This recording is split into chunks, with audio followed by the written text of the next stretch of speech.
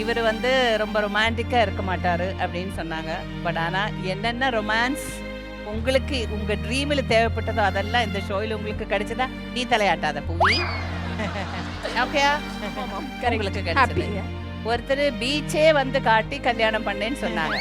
ஆனால் பீச்சை காட்டி கல்யாணம் பண்ணா கூட இன்னைக்கு விஜய் டிவியில் வந்து எல்லாரையும் பார்த்து மழுத அளவுக்கு உங்கள் புருஷன் உங்களை கொண்டு வந்துட்டாங்கல்ல. மாமா மச்சான்னு கூப்பிட மாட்டேன் அப்படின்னு சொன்ன சங்கடத்திலிருந்து பார்த்துருக்கேன். பட் இன்னைக்கு நீங்கள் 2 பேரும் சந்தோஷமாக இருக்கிறத பார்க்கும்போது ரொம்ப சந்தோஷமாக இருக்கு. Thank you ma'am.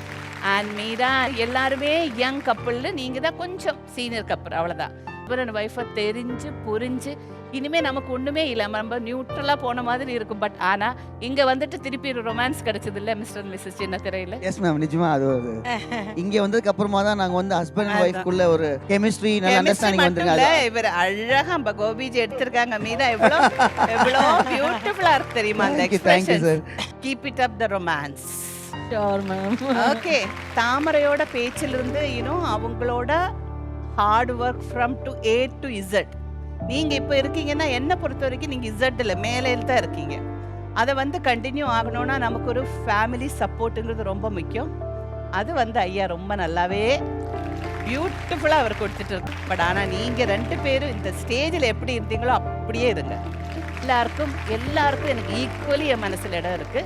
ஓகே, எல்லாருக்கும் சேர்த்து இன்னைக்கு திருஷ்டியை கழிச்சிடுறேன். And all the best and I love you all.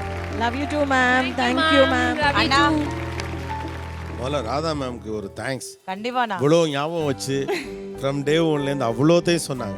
நான் உட்காந்து அப்படியே கேட்டுகிட்டே இருந்தேன். அதை ஞாபகம் வச்சுக்க முடியாது, அது மனசில் பதிஞ்சிருந்தால் தான் அது வச்சுருக்க முடியும். லைஃப்பில் ஒன்று சொல்லுவாங்க, 2 பேர் இருக்கோன்னா 2 பேரில் 2 பேருமே ஒருத்தர் ஈக்குவலாக லவ் பண்ண முடியாதான். இது ஒரு பெரிய கான்ட்ரவர்சியாக சொல்லுவாங்க. அது எப்படி 2 பேரும் ஈக்குவலாக லவ் பண்ண முடியாது? அப்படி பண்ணவே முடியாதான். ஒருத்தர் கொஞ்சம் கூட லவ் பண்ணுவாங்க, ஒருத்தர் லவ் பண்ணுவாங்கன்னா உள்ளுக்குள்ளே இருக்கும் எக்ஸ்ப்ரெஸ் பண்ணுறது அல்லது அன்பை வெளிப்படுத்தக்கூடிய திறனில் பார்த்தீங்கன்னா 2 பேரும் ஈக்குவலாக இருக்கவே மாட்டாங்க. ஒரு கேரக்டர் சர்ப்ரைஸ் பண்ணுவோம். இப்போ புவி பிரியாவே எடுத்துப்போம். அது சர்ப்ரைஸ்னே தெரியாமல் ஒருத்தர் சட்டையை கட்டி போட்டு நிற்பான். அது என்னதுக்கு கூப்பிட்டுச்சது, என்ன பேசுது, ஒன்றுமே தெரியாது. ஆனால் நான் பார்த்த உனதை இப்படி ஒரு புருஷன் முண்டாட்டி இருப்பாங்க. நான் என்னை பொறாமப்பட வச்சது வந்து ஆஜிபா அண்ட் பூஜிபா தான். எனக்கு ரொம்ப கவலையும் ஒரு பக்கம் இருக்குது. இவன் 70 வயசுலையும் நீ சமீர் நீ இப்படி இருக்கணும். That's a most important thing. தாமரையன் பார்த்து தட் நீங்கள் வந்து ஒரு முக்கியமான கப்பல் நான் நினைக்கிறேன். ஏன்னா லைஃப்பில் வந்து எவ்வளோ பிரச்சனைகள் வந்தாலும் கூட ஒத்த மனதுடையவர்கள் சேர்ந்து ஒரு நல்ல வாழ்க்கையை அமைச்சிக்க முடியும் அப்படிங்கிறதுக்கான ஒருத்தர் நம்பிக்கையை கொடுக்குறீங்க. மாடர்ன் அப்படின்னு நம்ம பேசுகிறப்ப வந்து ஆங்கிலம் பேசுகிறது, நகரத்தில் வாழ்கிறது, ஒரு பெரிய புத்தகங்கள் படிக்கிறது அது இல்லை. ஒரு பெண்ணோட மனசை புரிஞ்சுக்கிறது, அவங்க வாழ்க்கையை மதிக்கிறது. அந்த வகையில் வந்து I respect part the great.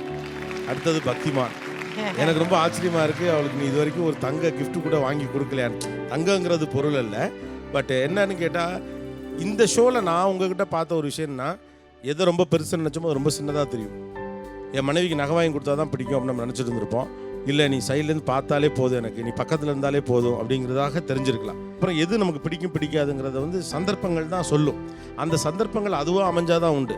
ஆனால் அது எல்லாத்தையும் இந்த ஷோக்குள்ளே இவங்க அமைச்சிருக்காங்க. ஸோ அதுதான் உங்களுக்கான பெஸ்ட் திங் அப்படின்னு நான் நினைக்கிறேன்.